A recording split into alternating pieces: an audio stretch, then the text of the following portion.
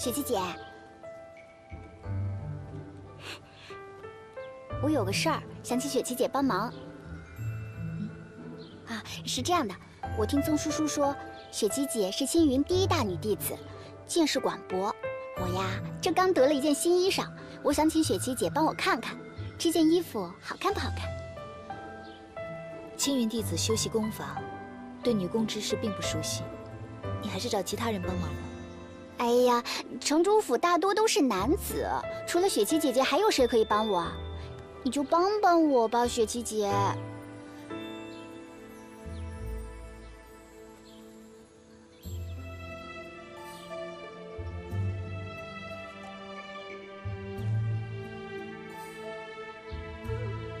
这件衣服质地极好，绣工精致，花纹也是华丽不俗，却非凡品。是吧是吧？我也觉得这件衣服特别好看。这平儿姐姐的锦绣坊啊，果然是名不虚传。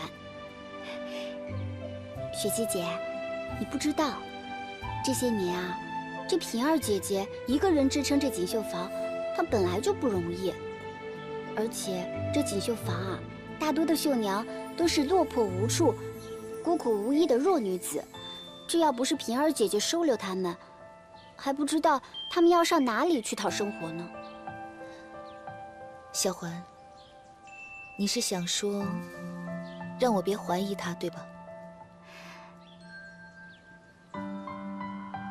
雪琪姐，我相信平儿姐姐，她待我和绣娘们都亲如姐妹，她对魏爷爷也很好的，她是不会害魏爷爷的。你看到的只是她对你们好，又怎知她之前做法对其他人如何呢？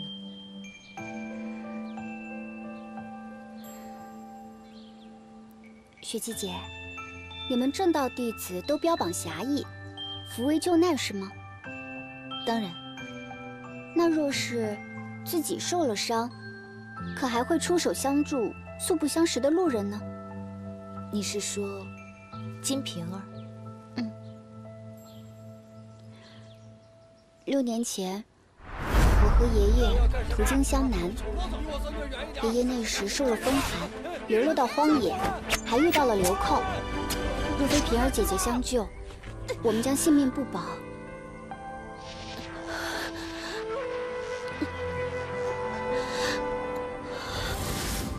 雪琪姐，我不是要袒护平儿姐姐，而是我相信平儿姐姐的为人。我和爷爷四处流浪，见过的人也不少，我能分清楚善恶好坏。平儿姐姐真的是一个心地非常善良的好人，她不会危害于都，更加不会危害魏爷爷的。青云弟子向来行事磊落，没有证据，不会冤枉无辜的。小环，你放心吧，此事我一定会调查清楚。嗯，谢谢雪琪姐。我还有事，先告辞了。哎，等一下，雪琪姐，你刚刚不是说这件衣服极好看吗？你穿呀也一定好看，要不我就送给你吧。不必了，我一向喜欢穿素衣，这件留给你自己吧。哦，那要不我让锦绣坊的姐姐们再给姐姐做一件素色的衣裙送给姐姐。真的不必了，你的好意我心领了。哎呀，雪琪姐，客随主便嘛。姐姐住在城主府，那便是城主府的贵客呀。小环啊，一定要替魏爷爷好好照顾雪琪姐姐。姐姐不是还要去查河水之事吗？难免奔波，路上总需要几件换洗的衣服嘛。而且啊，姐姐虽然不爱说话，总是冰冷冷的，但是我看得出来。姐姐刚听我讲过去的事情的时候，眼里流露出的都是悲悯之色。其实啊，你和平儿姐姐还挺像的，虽然外表都很强势，但是内心都是极善极柔的。雪琪姐，你就不要再拒绝小环的好意了。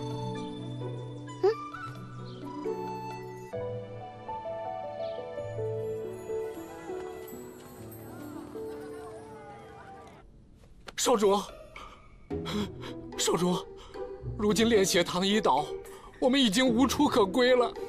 还请少主看在鬼先生的情面上，给我们一个容身之所吧。少在我面前装可怜。鬼先生说什么了？鬼先生给我们治好了伤，让我们齐心协力，协助鬼王宗夺下鱼都城，找到万福古窟的下落。协助鬼王宗？狗爷是想找机会重振炼血堂吧？绝无此事。这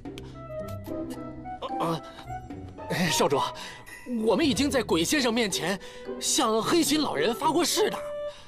如果背叛鬼王宗，上天万请天雷，让我等死无全尸。不过什么？鬼先生说，少主一向宽厚容人，如果炼血堂这次真能帮上少主的忙，他日在鬼王宗之内，没准儿还有建立炼血堂分舵的机会。残兵败将，能做什么？说呀。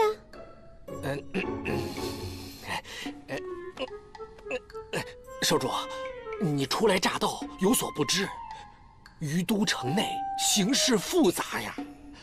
青云、天阴、焚香三派在城内均有势力，而且合欢派嘛又自成一系，互有牵制。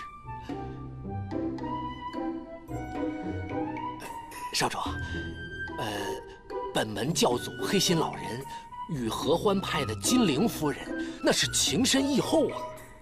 如果属下出面，即便是年老大已经死了，那合欢派怎么也得给我一个面子吧。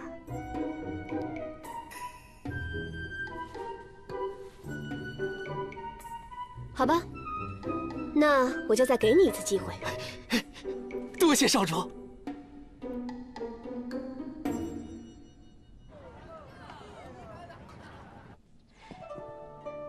公子一来就下了上千两银子的订单，我锦绣坊可是承蒙关照了。金老板不必客气，前几日刚到于都，理应前来拜访，好好的感谢金老板这些年对我外公的照顾。魏老平时对我锦绣坊诸多关照，为他分忧是我们的本分。外公他年事已高，忙到这个岁数，还要为城中的事情忧心，我们又帮不上什么忙。公子说哪里话？现在公子不是正在为城主分忧吗？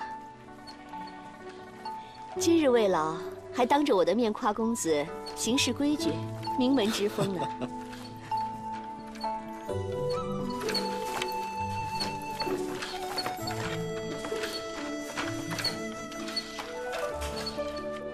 金老板经营这么大一间绣坊也不容易啊。都是承魏老的情，给我们一个落脚的地方。李公子乃是人中翘楚，将来继任了城主之位，我们姐妹们还得倚仗公子的照拂了。那是一定的，一定。想必在魏老眼中，李公子堪当重任，只是合娶一事，还需认真筹谋才是。那是当然。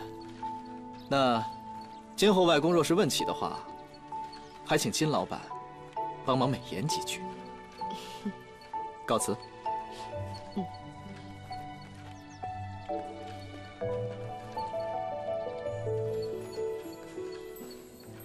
姐姐，灵儿不明白，相比这个李寻，不是那个曾叔叔更加合适吗？我也知道此人嚣张跋扈，目中无人，可是比起曾叔叔，你觉得那个小子真的有兴趣？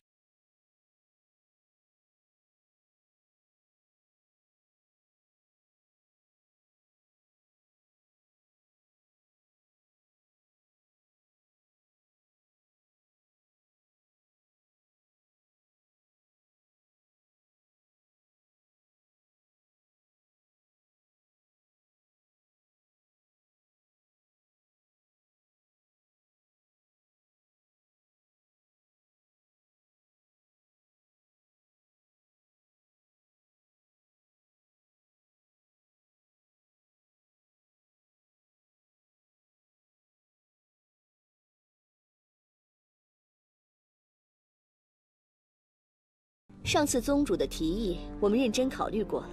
鬼王令，我们真的不能接，毕竟今时不同往日。10多年前，我带着姐妹们离开玉霄宫，为的就是保全合欢派上下，不再卷入这无谓的纷争之中。此一时彼一时，我知道你的心思。可是，有时候你不去杀人，别人就会来杀你。妙公子，一旦开战，你觉得躲在这于都城中，就能够独善其身吗？世间风波俱由一念相争而起，大家若是都过自己的日子，又何来战与不战一说呢？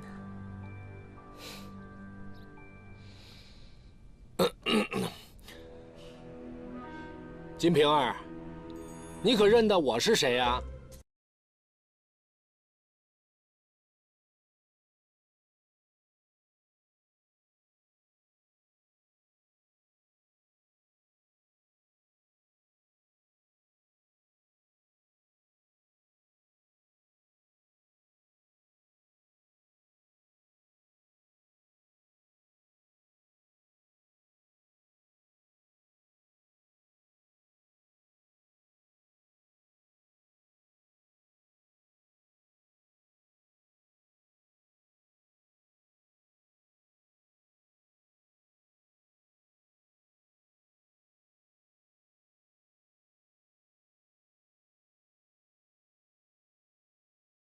凭着800年前的一句誓，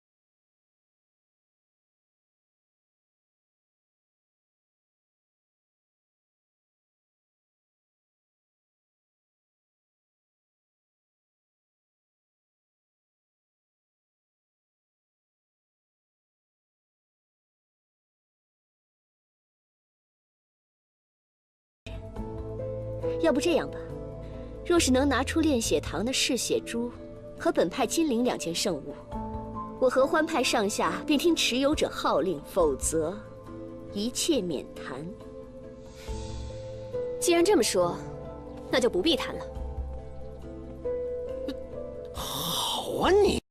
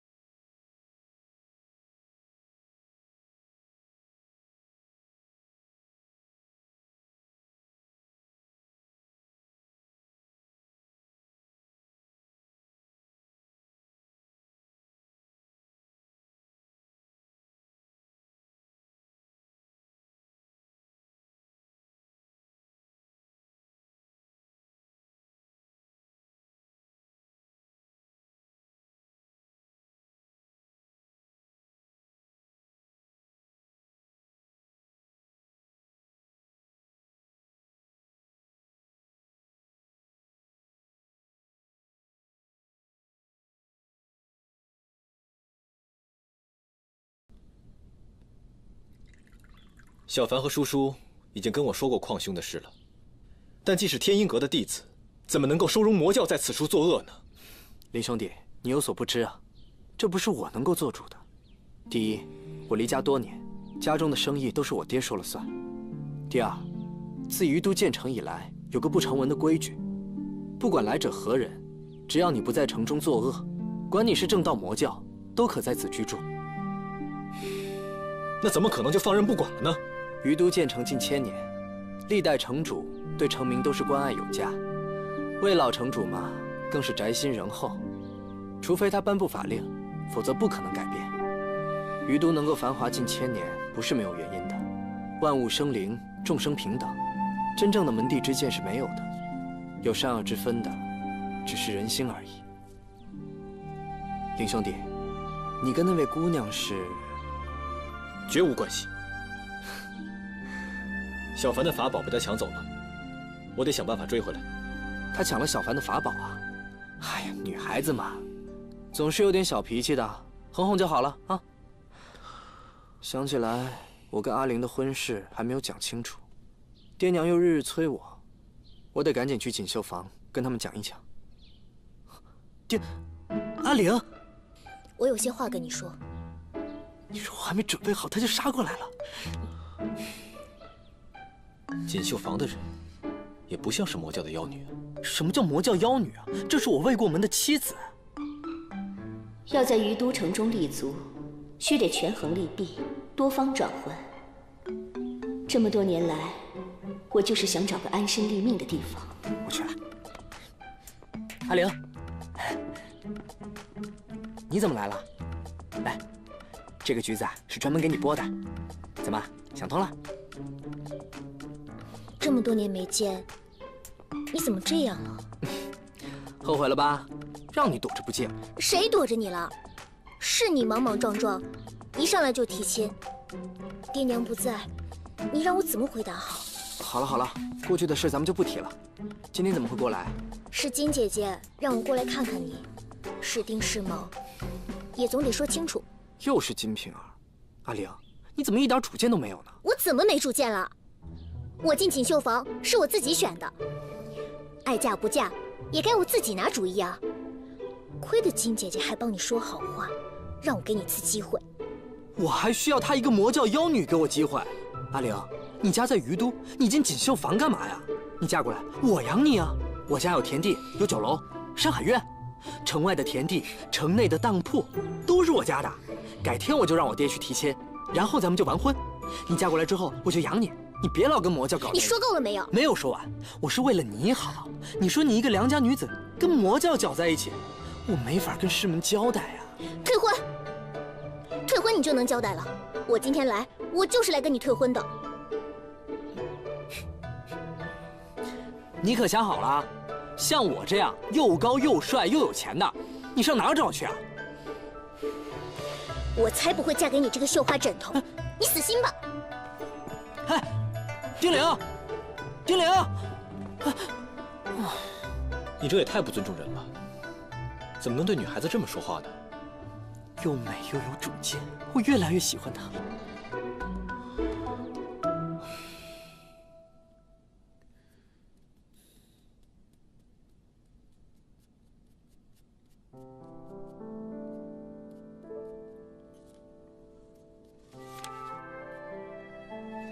真没想到你还会做这些。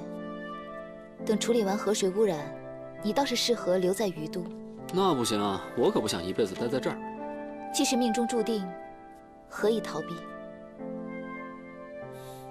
哎，青青雪姬啊，你是说的轻巧，这可是一座城啊。子曰：“当仁不让。”有些事，你注定对他有责任的。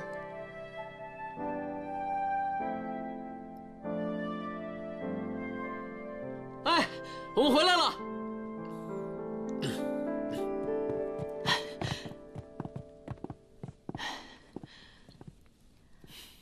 我正想提醒你们，我听说，碧火天冰湖的妖女也来了。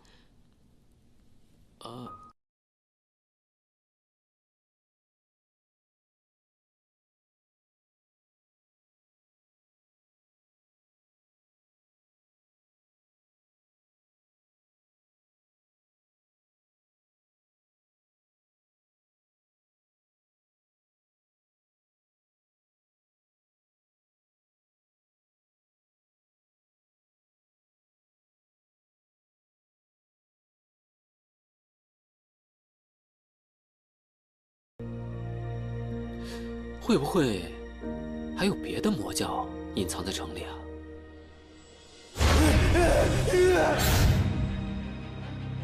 还有一派，也可能隐藏在城中。万毒门。哼，这下子有意思了。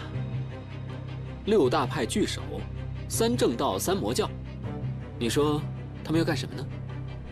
我看，多半与万福古窟有关。明日我去牢房里看看，去查查万毒门有什么来历。哎，你们呢？想好解决水道污染的方法了吗？哎，不是我说啊，请叫我天才曾叔叔。来，看好了啊，这个呢就是我用都江堰的理论全新设计的一个水利工程。讲正题。哦，根据我的研究啊，发现这个河水本身是没有毒的，有毒的是河水中的泥沙。所以呢，我们只要把河水和泥土分开，这样的话就可以让灌溉药。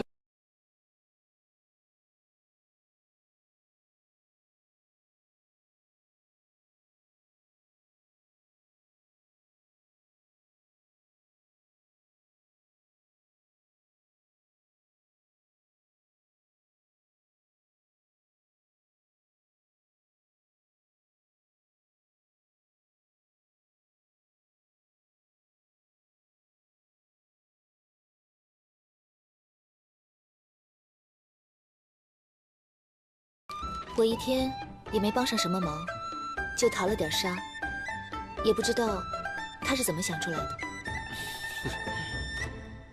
张师弟，明天我跟你换一下，我跟金宇去查一下万毒门。那不行，就是因为亲亲雪琪在，我才有灵感的。现在呢，万事俱备，只欠一件事。什么？钱。多少钱？最少2万两啊！这么多？唉，河水清理，刻不容缓，可否向老城主先借一借呢？要钱没有，要命一条。你们看啊，我今天啊去库里边翻了个空，整个城主府所有的银子加起来一共672两。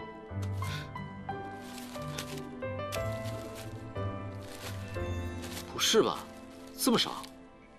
没办法，我外公他乐善好施，藏富于民，随便来个什么人到府上打个秋风，直接批条子让他取钱去。去年的税说不收就不收了，这段时间修桥铺路、放粥施药，哪一项不需要钱啊？城北的蝙蝠一作怪，一下5000两银子就没了，就放了这个空壳子给我。哎呀，这一文钱难死英雄汉啊！其中的辛酸，你们懂吗？你们懂吗？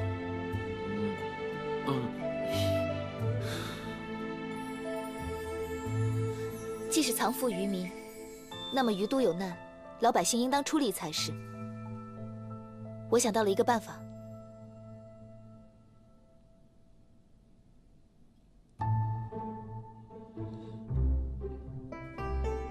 小环，你就行行好吧！哎，行行好嘛！小环，你行行好吧！哎呀，你才行行好呢！找你的亲戚雪琪去啊，让他陪你演。哎呦，你就别闹了，他那张冰山脸怎么演啊？再说了，我倒是希望他演，他演了我就可以假公济私、假戏真做什么的。总之，我不去。小环，拦住他！哎，小环，拜托你了，帮我们一次好不好？对呀，帮我们就等于帮我外公了，对不对？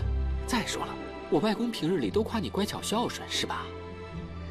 好吧，好吧，那我不和你演，我和小凡哥哥演。那当然，谁想跟你谈恋爱呀？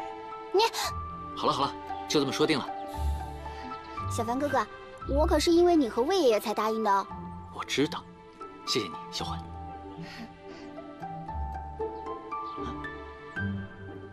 谢了啊，小环。哼。喂，你说中秋的晚上，要向老百姓募捐，还要唱戏给他们看，陆师姐想出的这个法子，能行吗？谁知道呢？万一能筹到钱呢？再说了，在这个世上，没有任何事情能能难倒我天才曾叔叔。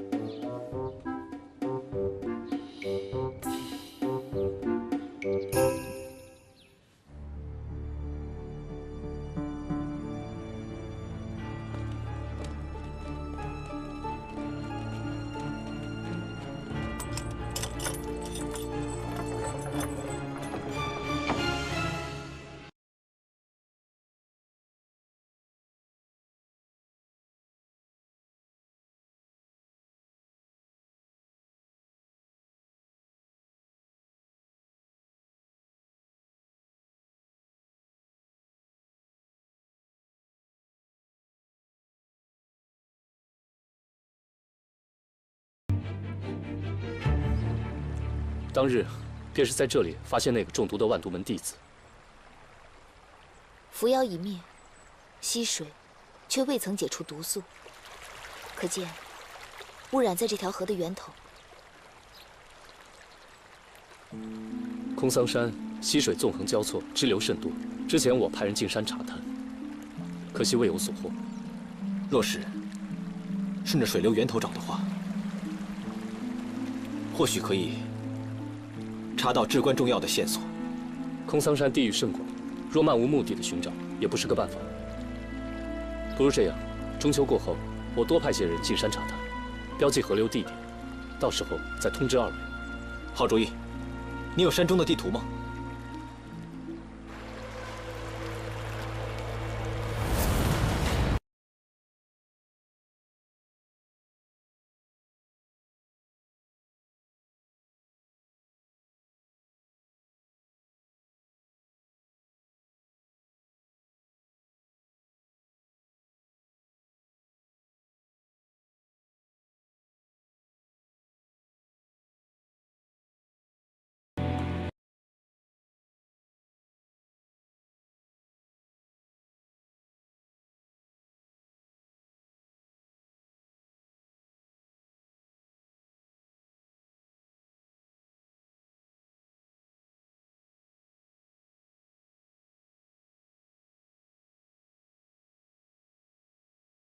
这不是你的真心话，为何你不放下一切，随我远走高飞？我这条命是你救的，若要让我背叛师门，是万万不能的。然后呢？接下来你就说出剑吧。啊，接着就是打架了，然后你打我一下，我打你一下。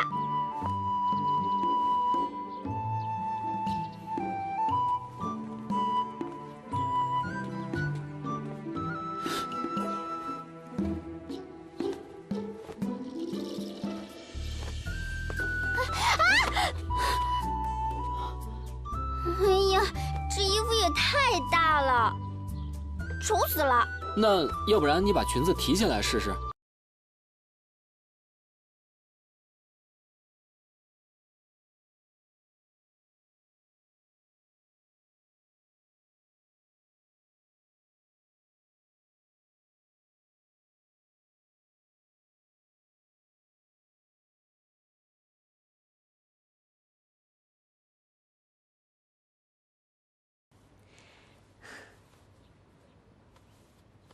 小环的身量尺寸是有的，我这就让人改去。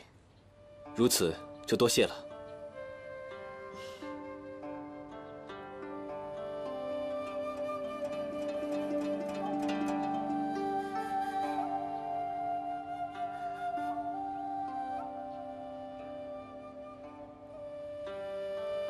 少侠。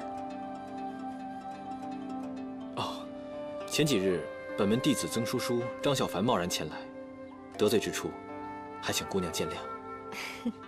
少侠不必放在心里，大家都在这于都城中住着，自然是应互相包容、互相体谅的。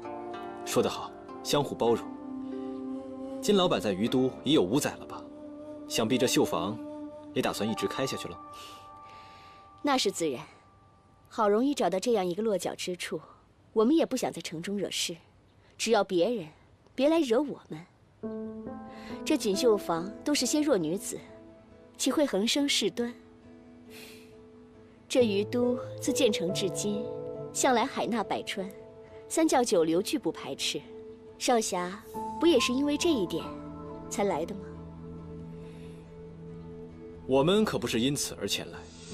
魔教为非作歹，人人得而诛之。藏身于城中，躲得了一时，躲不了一世。纵使名门正派亦有言：放下屠刀，立地成佛。少侠何以如此执着于门派之间？妙公子，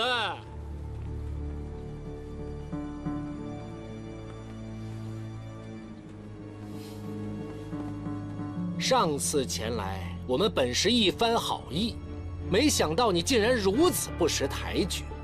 野狗，你到底想要怎样？狗爷再问你一次，鬼王发出的令牌，你到底是接还是不接呀？看来你今天是不会罢休了。金瓶儿，你合欢派当年欠下我炼血堂多少人情？驻地失守，我派4分5裂，是我们尹老大收留了你，才给了你一个栖身之地。要不是我们炼血堂，你合欢派能有今天？尹老大一回避火天冰湖，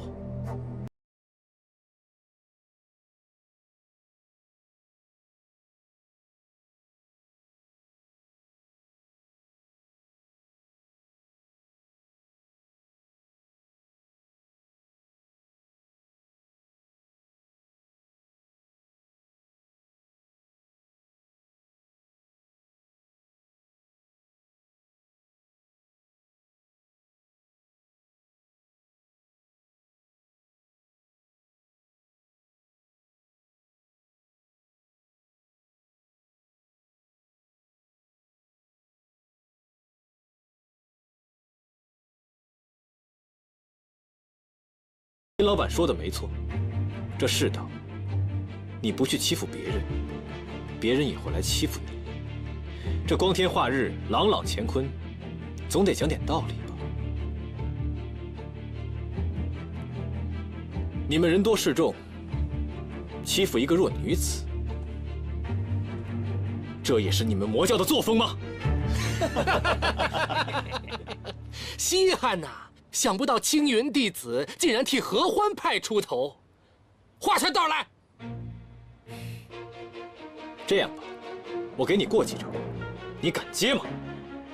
你要是输了，就带上你的残兵败将，给我滚出去，永远不能踏进这里半步。你要是输了呢？我不会输。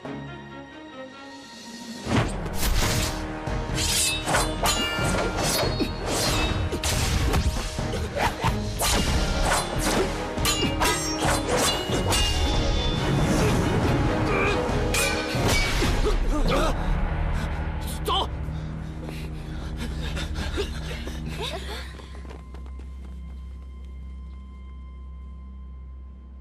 少主，少主！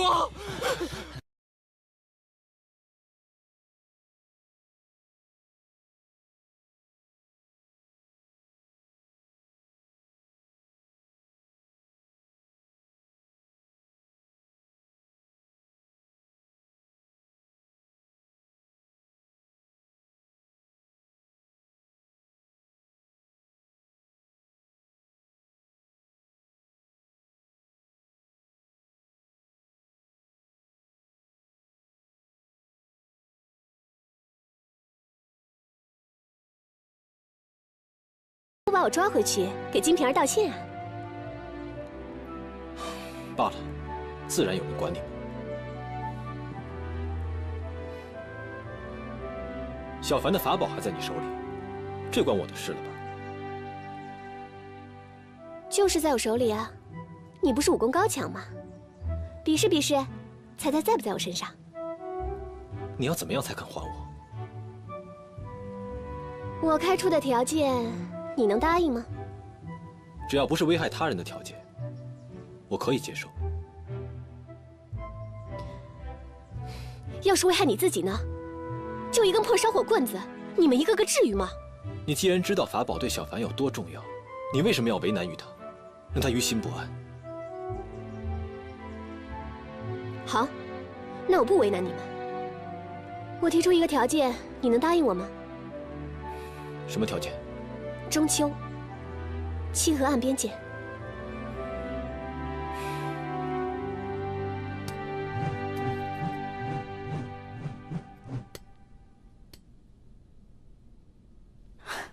哎，这么快就要回来了？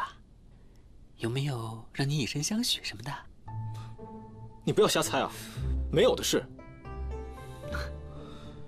只不过就是中秋节得陪他一会儿。中秋节得陪他一会儿。哎，这不是跟咱们的戏演的差不多吗？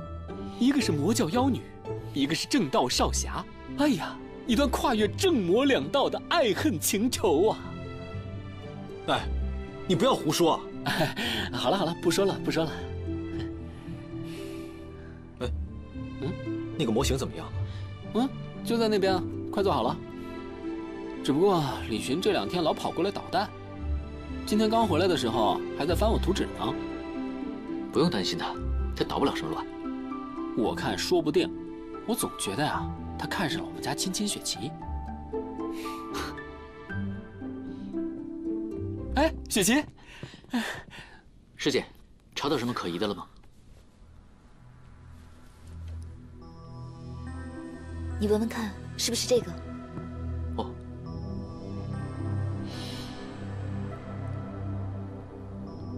就是这个气味，在哪儿找到的？空桑山里面，被风吹过来的。越靠近大山的深处，这种花就越多。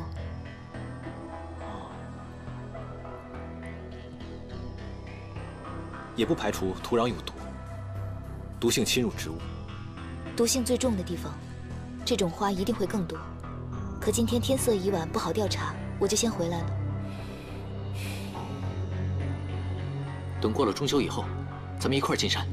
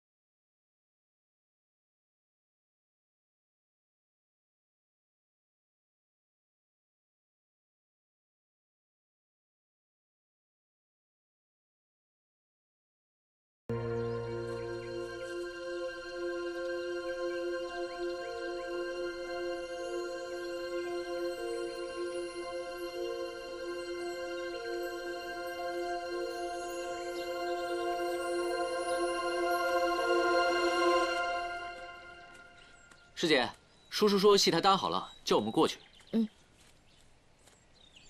小凡，你说花跟土壤哪个先被污染？刚开始的时候，我觉得是花污染了水源。之后呢，我又想，说不定是泥土先污染了花，然后泥土又被水带到了下游，造成了河道的污染。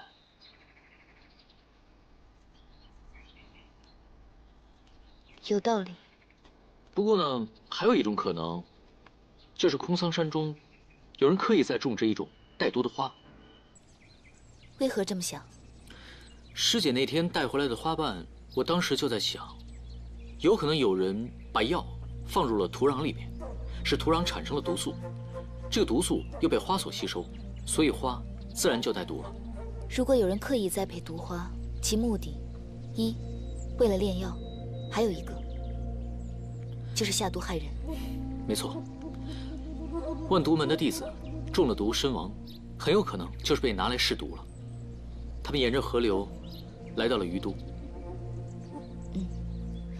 这么一说，全都说通了。明天我们去趟空桑山，有毒花盛开的地方，一定有万毒门的人活动。好。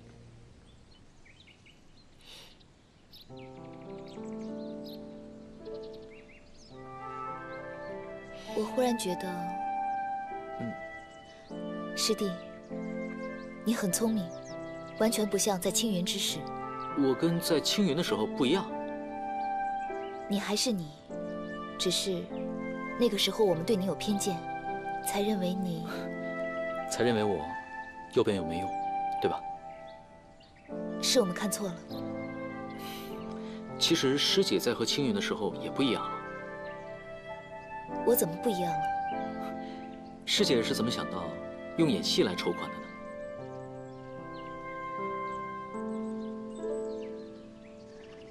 我见过塞外的马戏团，他们就以此为生。师姐去过塞外？我去周围看看，免得今夜有魔教来打扰。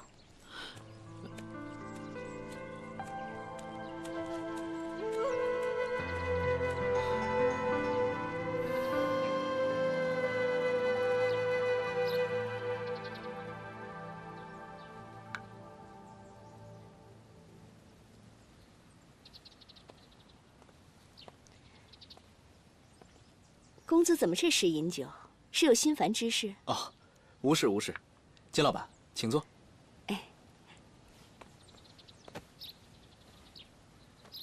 倒是金老板这么早来城主府，找我外公有事？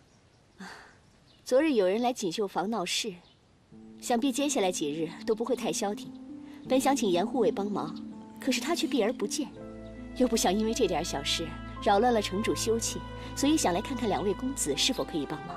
什么人狗胆包天，敢到锦绣坊撒野？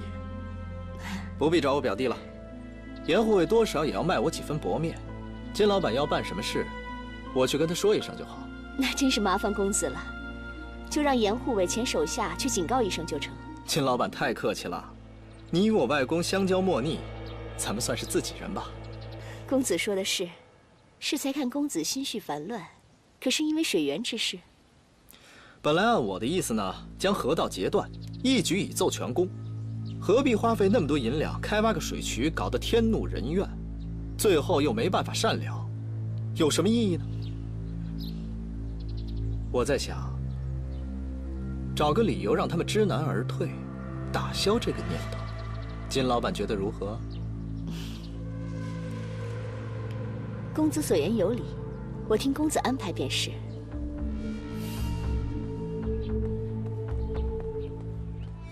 金老板，你给小环送衣服呢？是。啊，他在戏台那边。啊，那就由曾公子代为转交吧。哦，好。哇，真漂亮，难怪人人都喜欢锦绣坊做的衣服啊。哎，金老板，听说李寻在你那儿下了1000两的订单，改天我是不是也应该订几身啊？公子您太客气了。您是魏老的外孙，别说几身了，就是几10身，只要你说一声，我们锦绣坊也是马上去办。哦，那我先去见魏老了。告辞。等一下，怎么了？公子有何指教？莫非是让我现在就量体裁衣？不是，我其实是想说，这个李寻的目的，金老板想必是明白的吧？李公子照顾我生意，我锦绣坊自然是感激不尽。好，那我就直接说了，金老板是个聪明人，你做的决定一定有你自己的道理。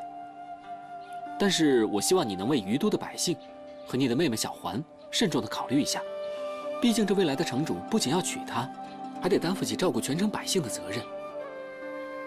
两位公子魏老都寄予厚望，也都是才略过人的公子，无论是谁继任了城主，都是百姓之福。曾公子若有心接替城主之位，我当然也是支持的。不是，我的意思不是让你支持我。公子若无心接替城主之位，又何来我支不支持一说呢？一切听从魏老安排就是。告辞。这嘴也太厉害了吧，滴水不漏啊！哼，还是让鲸羽对付他吧。感情你来陪我，是怀疑我在法宝上动手脚？我相信你不会害小凡，只是这法宝太过蹊跷。蹊跷，你问我干嘛呀？不是应该问你的好兄弟吗？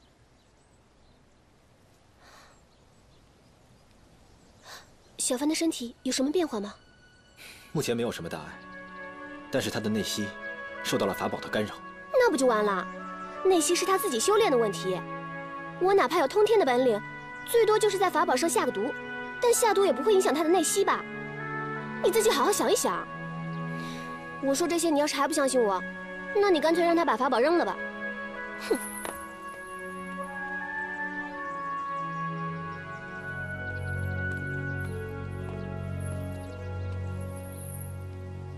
你问我的问完了，现在该我问你了。你到于都城来做什么？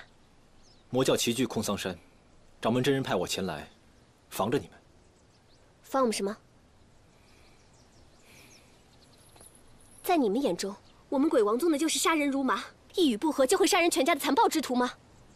不是我这么说，但是正道人眼中，的确如此。那是疯狗好吗？和你无冤无仇，杀你干嘛？我们鬼王宗也是很讲道义的，只不过我们大部分人都是快意恩仇，率性而为，这也没有什么不好的。至少不会像你们正道君子那样，成天絮絮叨叨、絮絮叨叨。人不为苍天行事，活着还有什么价值？反正我只知道，我生下来就是为自己而活。人生在世，没有人是为了自己而活的。所以像你们这样，成天絮絮叨叨、絮絮叨叨的，就是为天下苍生而活吗？否则呢？像你一样。我。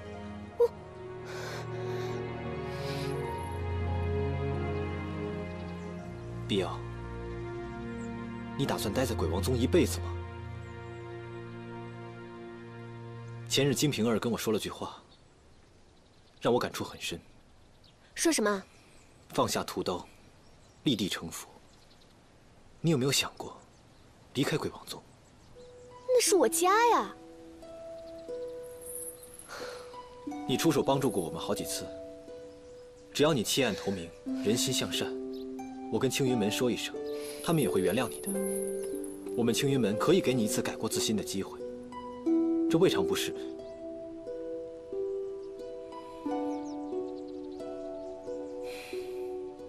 殊途不同归呀。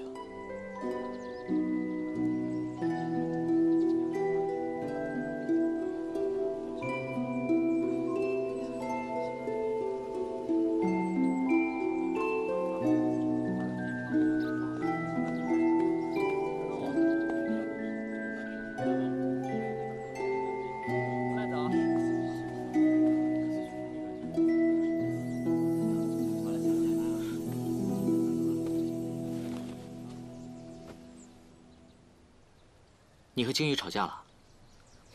关你什么事？你说你们名门正派的人，天天跟我一个魔教的人混在一起，做什么？那是自己说自己是魔教的呀。我想怎么说就怎么说。正魔势不两立，是吧？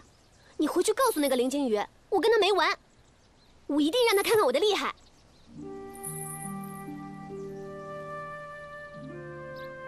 金羽这个人总是心不对口，跟你倒是挺像的。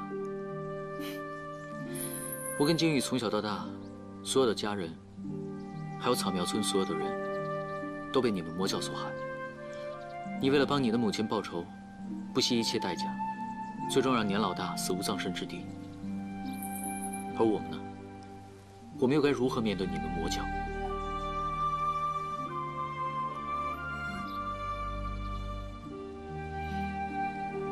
谢谢你还我的法宝。今日中秋，你要是没有什么事情，可以来戏台看曾叔叔排的戏。我相信你看了以后，就会明白了。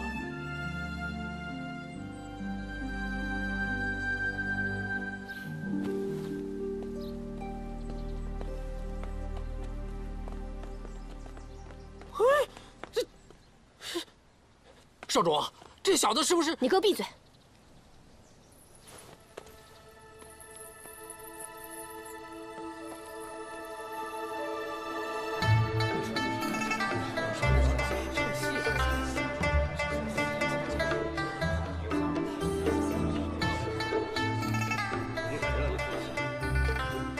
紧张啊！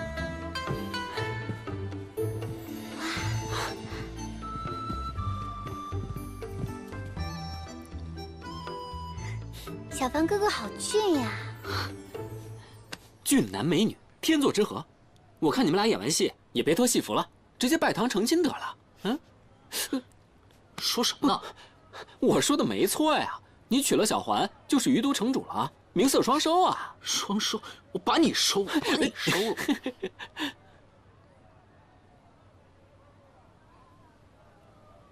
怎么了？小凡提醒了我，有一个至关重要的线索，我们可能都没有注意到。我得走一趟。我跟你一起去。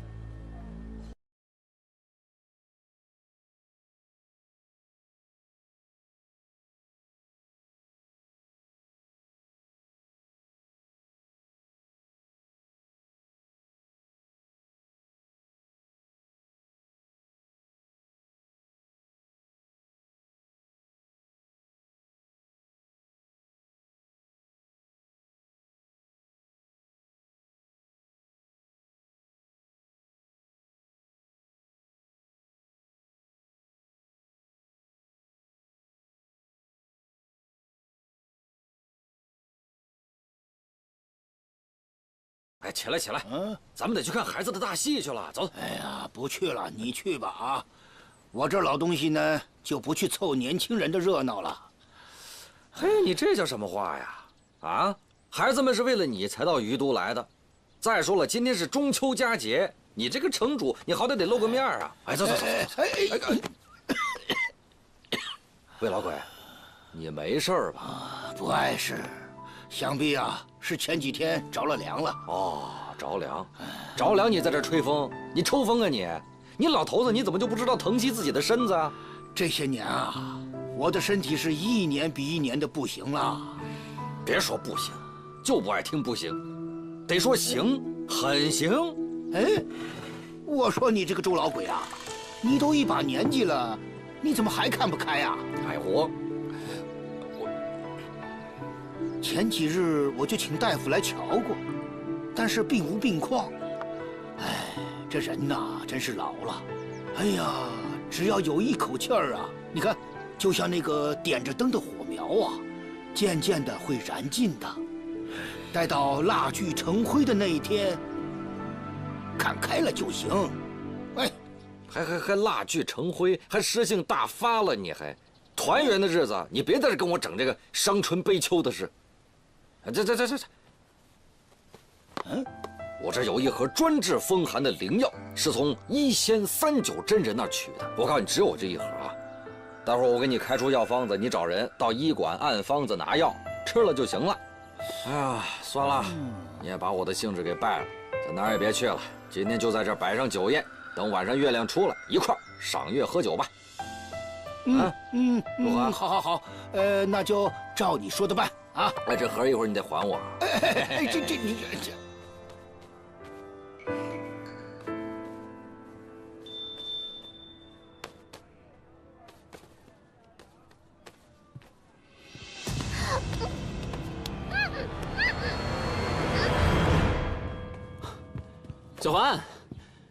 小环，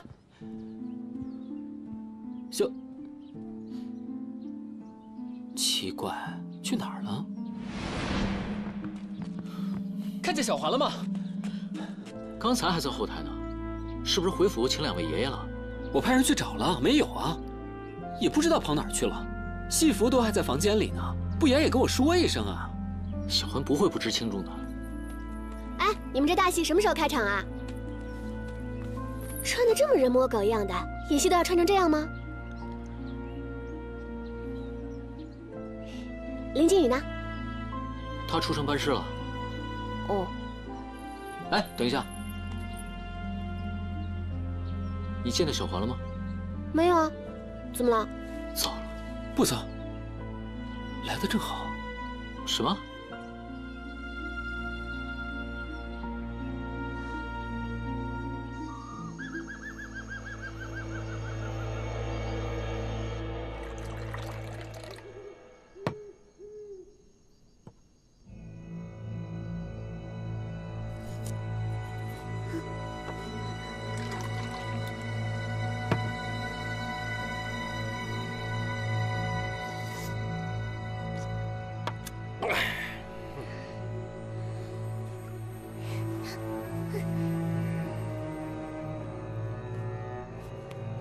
不要挣扎了，乖乖的待着没事。谁？别管我是谁，只要好好的在这儿待着，过了今天晚上，肯定把你放回去。你快放开我！戏马上就要开演了，还想演戏？没门儿！谁让青云门那几个小子，得罪了我们家少主的？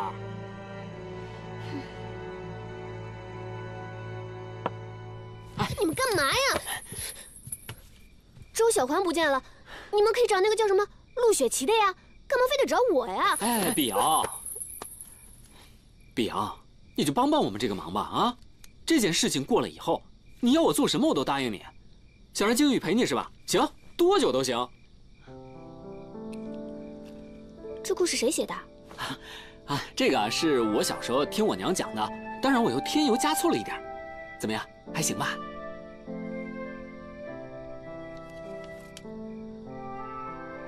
不行，不行，不行，词儿太多了，我不会演。帮帮忙吧，你先坐，你先坐嘛。我们一起读一下。我把房里的好酒都带来了，除了留给魏老的，剩下的就分给大家吧。多谢。客气。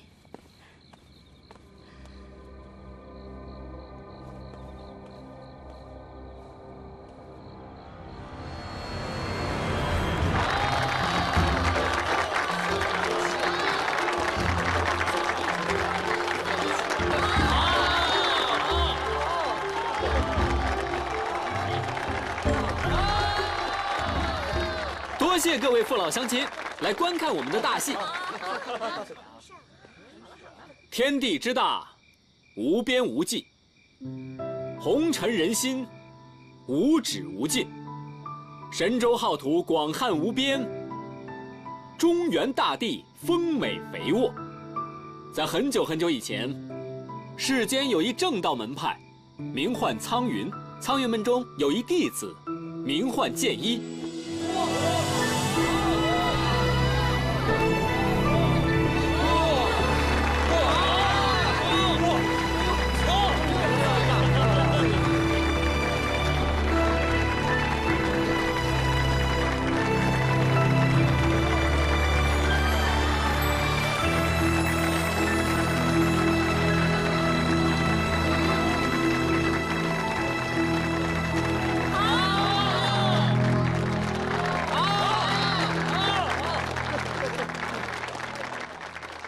剑一游历天下，为繁华世间斩妖除魔。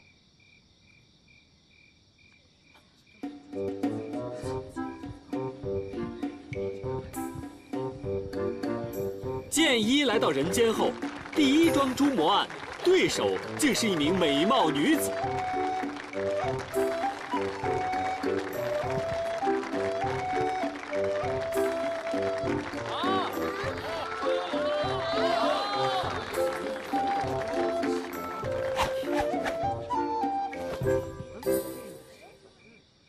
姑娘来自何方？为何在人间作恶？哼，关你什么事啊？我来自哪儿啊？我来自10万大山。我来自10万大山。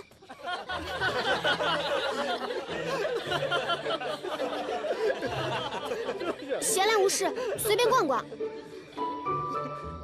你们名门正派都是一群伪君子。看姑娘心肠不坏，我便饶你一命。若是再落在我手上，休怪我无情。哼，我心肠不坏，你就是看我貌美如花吧？妄称名门正派都是一群伪君子。对啊。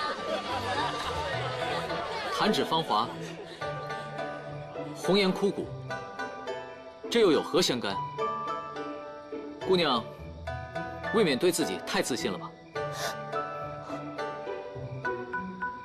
哼！怎么走啊？自此一见，正道少年与魔教女子，便结下了不解之缘。怎么？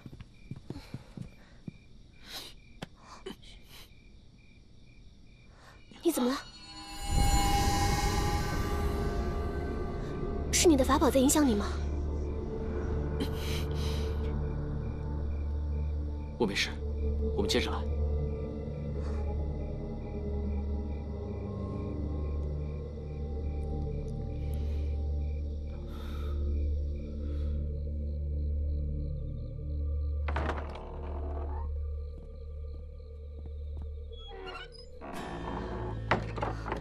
这就是他们的水渠。奇技淫巧，真是游手好闲。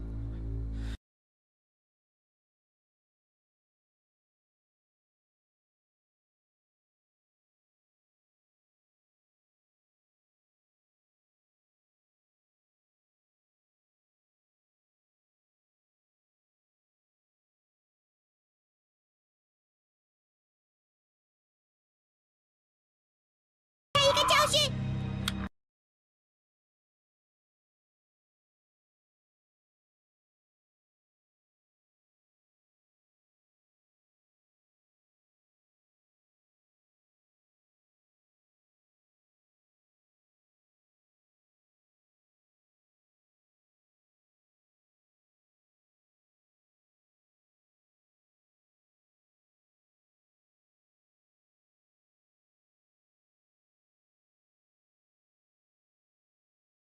从来都没有见过。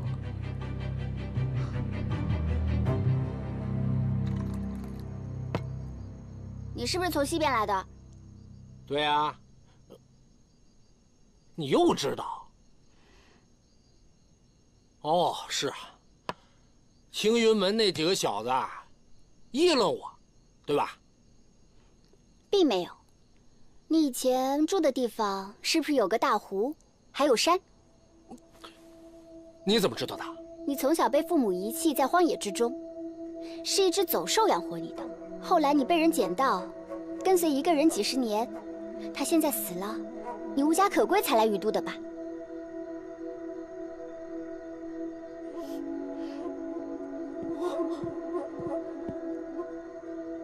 狗爷的身世连少主都不知道，你到底是怎么知道的？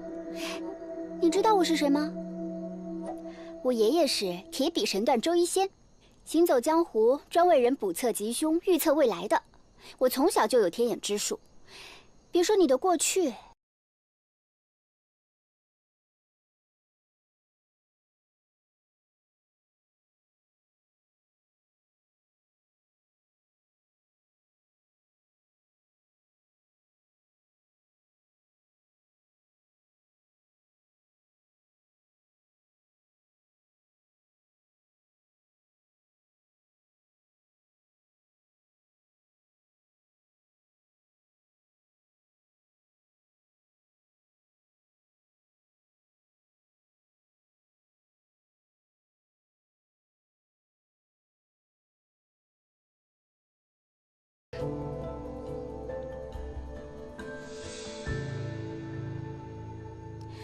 唉，现在还没到圆月灵力最强的时候，我这天眼啊，一年只能开一次。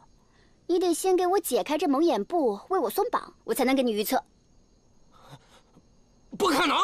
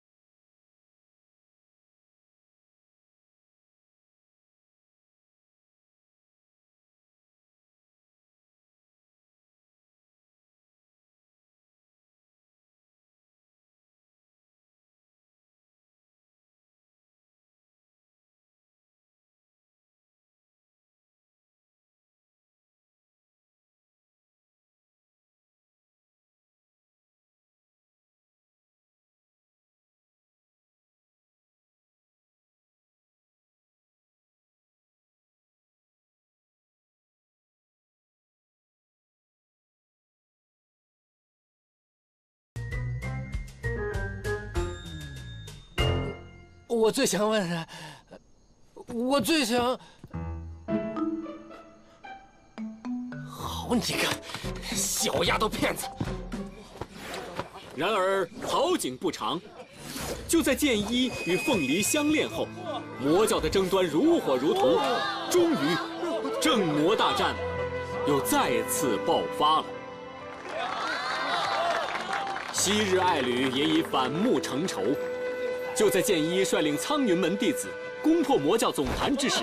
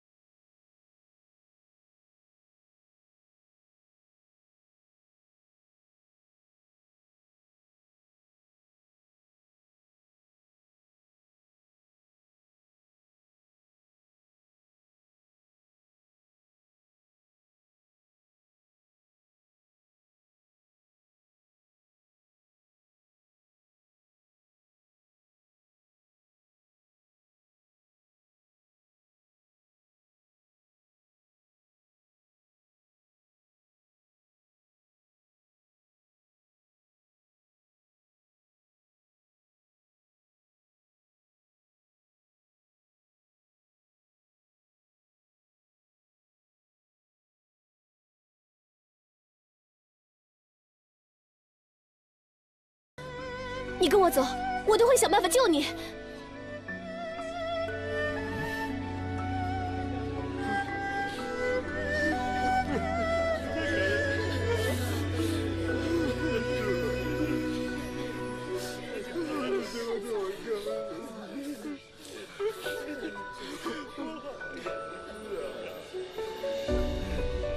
凤梨损耗100年修为，救了剑一的性命，将他藏在鬼王宗总坛之中，要带着他远走高飞。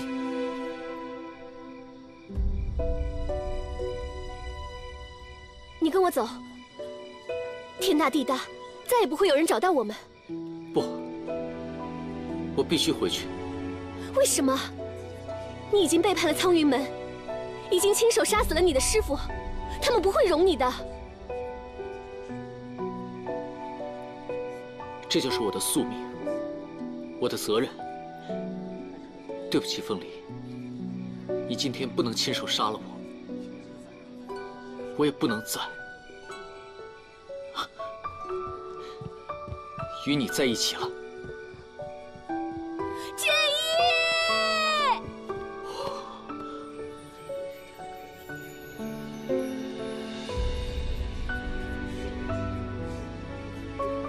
这是什么故事？不会是咱们青云的往事吧？我曾经好像也听说过。于是，他们再次分离，剑一再次回到了苍云门中，而等待他的，却是师门无情的审判。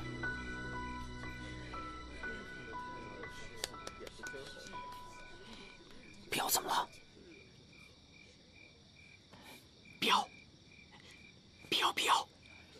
队长了。彪，队长，回来呀！不动，快下来呀！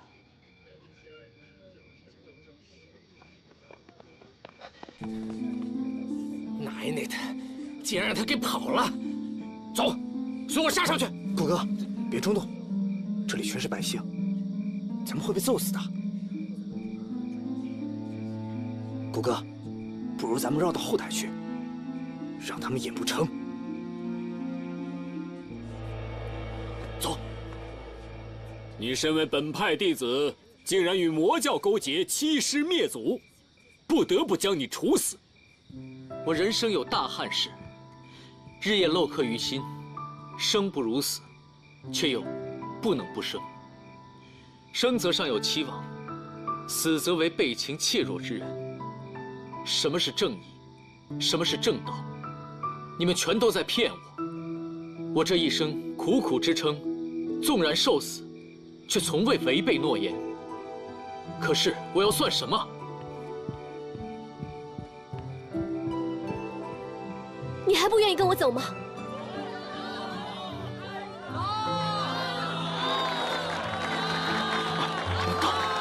做自不行。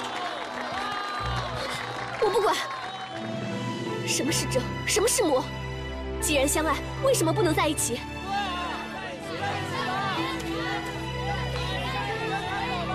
如果他们非要杀你，那我宁愿放弃这身份，与你生死不弃。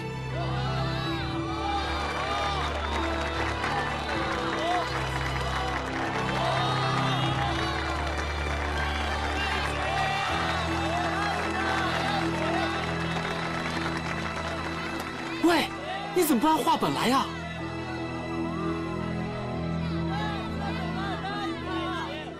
对不起，凤梨，是我辜负了你。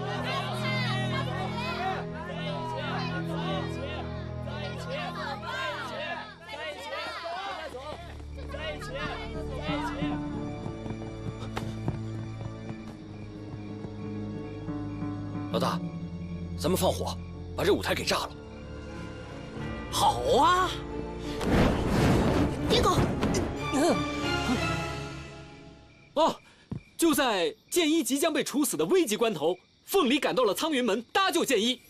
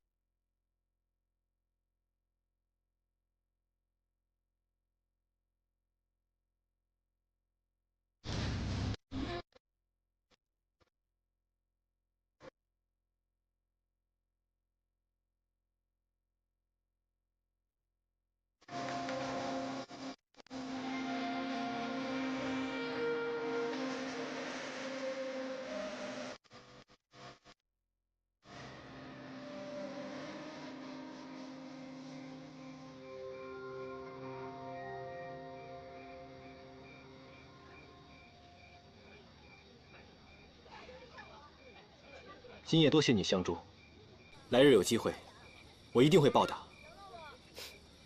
怎么，现在不说什么正魔不两立啦？正魔确实不两立，但我也不会善恶不分。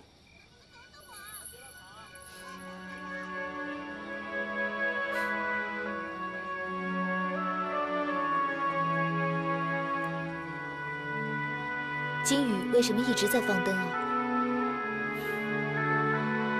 传说中秋的时候，点一盏灯，送给远去的亲朋好友，可以寄托思念。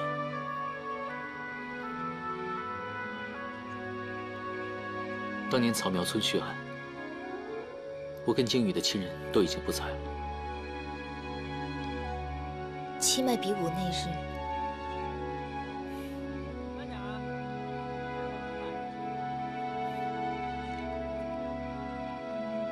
那就是我的回忆。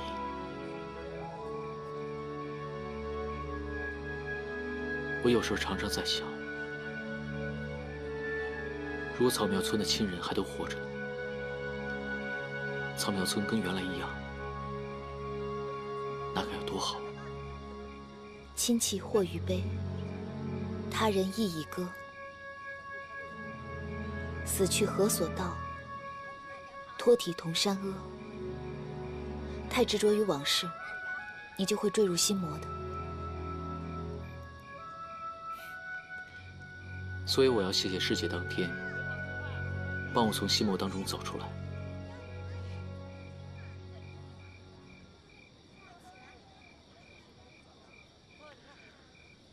我曾经的家乡，在塞外。